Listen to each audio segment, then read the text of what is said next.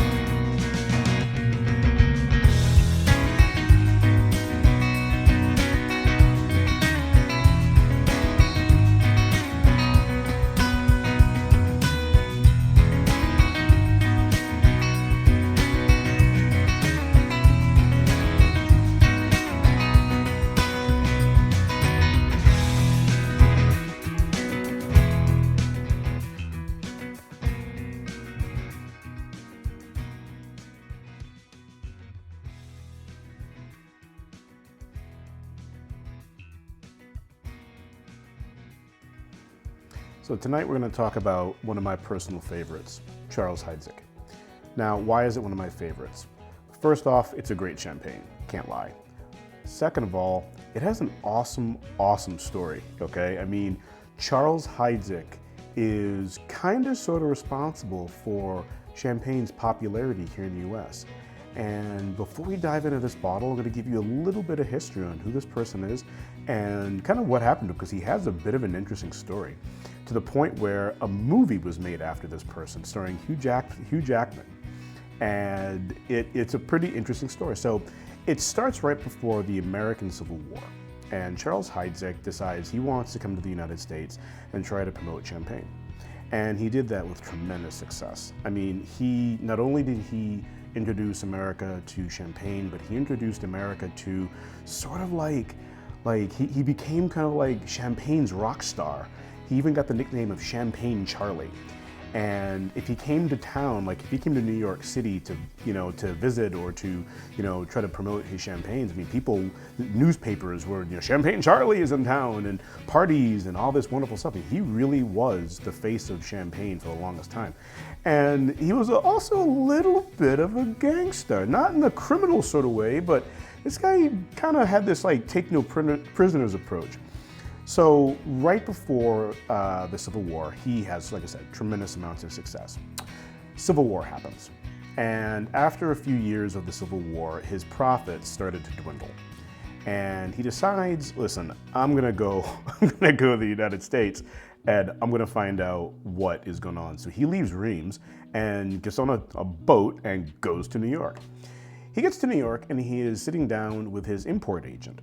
And as an import agent myself, it is a delicate relationship you have with your import partner.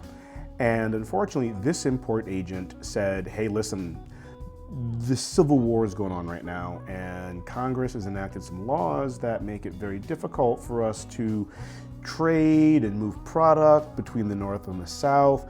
And also, there's a stipulation in there that says, I don't have to pay you.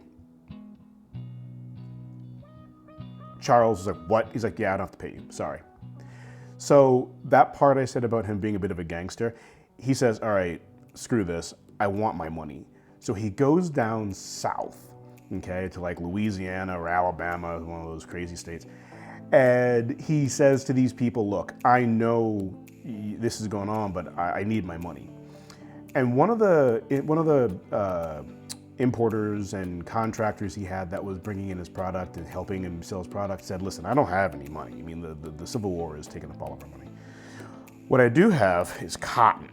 How about I pay you in cotton? And Charles is like, all right, something better than nothing. Little did Charles know that this little transaction was going to lead him to jail for about 6 months. Long story short, he's in the South, and part of that act of Congress that his New York City import guy was talking about had a stipulation about moving cotton from the South to the North. So the Civil War wasn't also fought with bullets, it was fought economically. And the North decided if we're going to have this war, we're going to pretty much cripple them financially, and they did, by preventing the shipment of cotton specifically, as cotton was a huge market in the South. So Charles tries all these different things to get his cotton out of the South, and none of them worked. And then finally, one of the consulate members, of the French consulate members in the South said, listen, I'm going to give you a diplomatic packet, and that should get you past any blockades or anything like that. Unfortunately, that did not work. And he gets stopped, and he is held in prison, labeled as a spy, and languishes in jail for like 6 months. It took everybody sending letters to Abraham Lincoln, including Napoleon III, to get Charles out of jail. Eventually, they realized, look, this guy was innocent. He's got nothing to do with this. They laid him out. He goes home back to France and finds out that essentially he's broke. His family had to sell off tremendous amounts of their property, tremendous amounts of their holdings in order to fund his legal battles and to keep things afloat.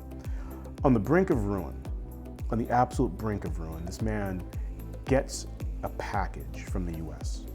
And in this package is a letter from the brother of the New York importer who pretty much told him to go pound sand. And in this letter, this brother says, Charles, I cannot live with myself.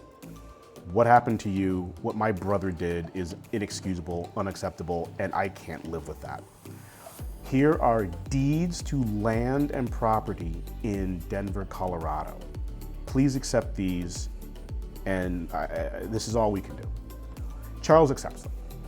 And what few people knew was that at the time, Denver was just sort of a little town. And these parcels of land all throughout the town of Denver really didn't have too much value up until the time that they became Charles Heidsieck's property. And then all of a sudden, boom, Denver boomed. And as you know, the gold dush, silver, copper, everything. Denver exploded, and Denver became one of the hotbeds of American economic strength during the 1800s and early 1900s. Charles not only regains his money and then some, but regains his health and decides, I'm going right back to making champagne. Like I said, a pretty interesting story. I mean, like, this guy, without him, I dare say, without him, champagne may not have been as popular as it is right now in the United States.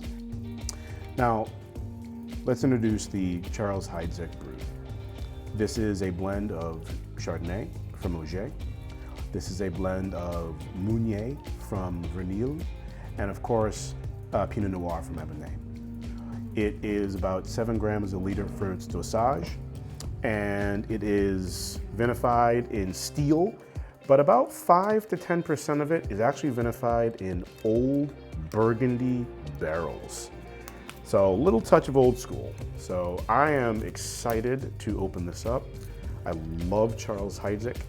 And as a matter of fact, the last time I had it, it's not going to get me knocked on top of the head this time, because she was the one who pretty much drank it. We had a party here, and we had her and her husband, Chris, obviously I'm talking about. We had her and her husband here, and obviously she likes rosés, so I had a Charles Heidsieck rosé, which I was actually saving to do a review on, but she saw it, and as you all found out, if she wants a rosé, there's not much I can say.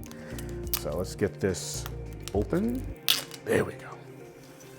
Get that out of the way. 1, 2, 3, 4, 5 and a half. Here we go. You ready? Oh, here it goes. I love this moment. Don't you just love this moment?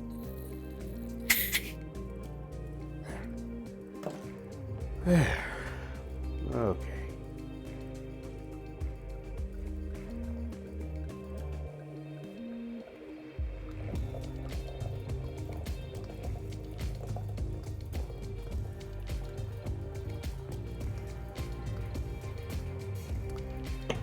All right. So immediately, this champagne is beautiful. The bubbles are tight. They are just, the color is this beautiful, rich, old gold. And I love the champagne color old gold. Usually, you know, the Blanc de Blancs have a bit of a lighter color to them. This color is just a matter of preference. I mean, the color doesn't, you know, it's just color. But that old gold is just beautiful to me, and it's just fantastic. Let's get a nose of this.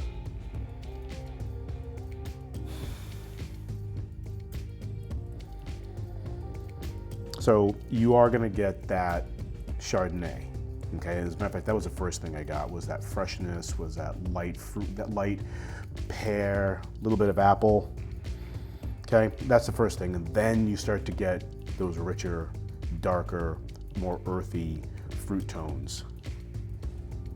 Definitely some strawberry, some dried cherry, and a ton of brioche. Oh, that is beautiful. This is a very complex champagne.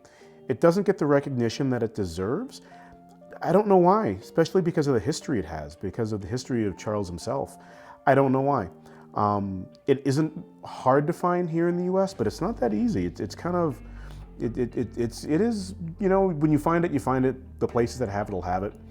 But enough talk. Let's taste this. Oh, I just love that smell.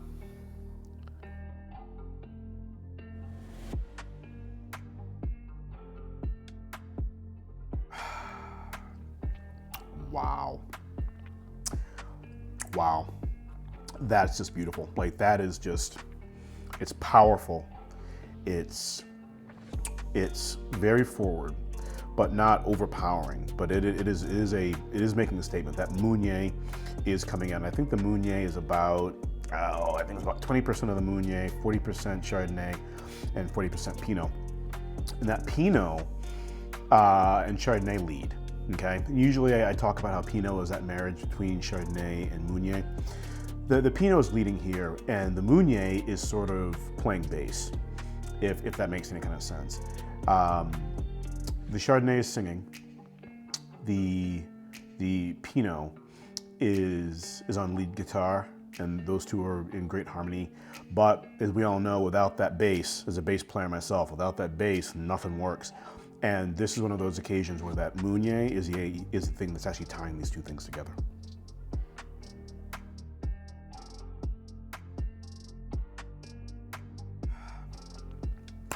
It's fresh. And when I say fresh, I mean that. It's refreshing too. And usually when you've got Pinot and Meunier, they might not have that freshness to it, that refreshing aspect to it. This does.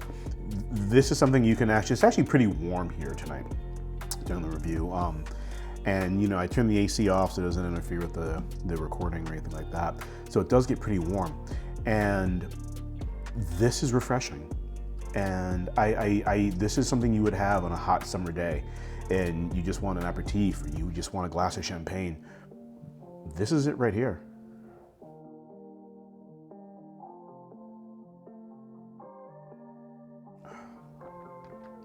Wow, that's good.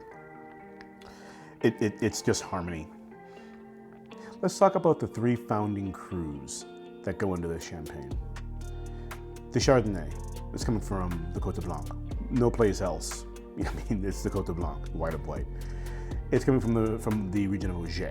Okay, I love champagnes from Auger, and I can always smell Auger in any blend that I taste, and I definitely get the Auger here. There's just this on the nose. Auger is just, I can peg it. Just like I can feel Meunier, I can always smell the champagne from Auger.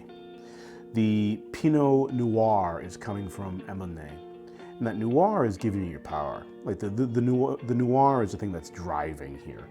Usually the Meunier and the Chardonnay, they're the ones that are doing the dance, and the Pinot Noir is kind of mixing and blending those two things together and helping them along, kind of the tie that binds.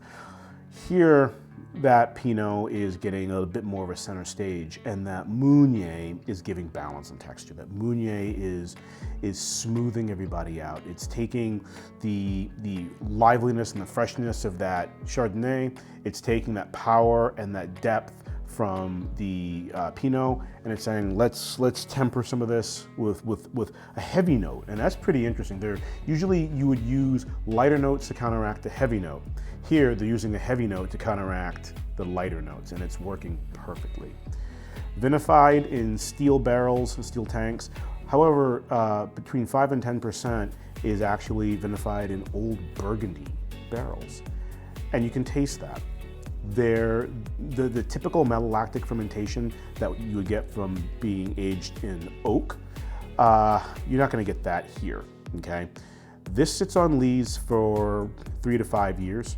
Okay, so it's aged perfectly, but that malolactic fermentation, it's not there.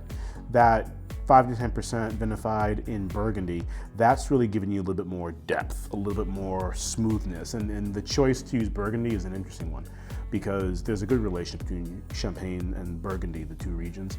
And there's a lot of cross education and a lot of cross training that goes on between the two. What would I pair it with? Kind of anything, okay? I mean, seriously, this will work well. This is an everyday driver. Now, it comes at a higher cost. It's not the most expensive, not by far, but it's not the cheapest either, okay? You could pair this with a good cheese plate, good crudité. Definitely, for me personally, not a dessert. Even though it's got that 7 grams per liter for dosage, it is on the sweeter side. I wouldn't do this as a dessert. I would stick with this as a main course champagne. It has just enough acidity from the Chardonnay to cut through a fatty sauce, but not too fatty. I would pair this with steak à poivre. Okay, I really would. I mean, done properly, that steak à poivre doesn't have that harsh pepper flavor to it. When done right, you know, steak à poivre is fantastic and is very, very mellow and very, very, you know, plays well with everything else. This would go well with that. This will go well with pork. This will go well with fish. I'm not a fish eater as I have an allergy, so I tend to stay away from anything that's from the sea. But as a cook and my knowledge of cooking, I would say you could use salmon. Anything lighter than salmon, like a whitefish or mahi-mahi, no. This will overpower that. This will take that over. Roast chicken, definitely a roast chicken. This roast chicken with some roasted vegetables, this would be a great accompaniment to that. Wow, and now that it's warmed up just right, that OGER is coming through so wonderfully. Oh man, and I just love OGER. I love the wines from OGER. I just do. There's just something about it that just reaches me.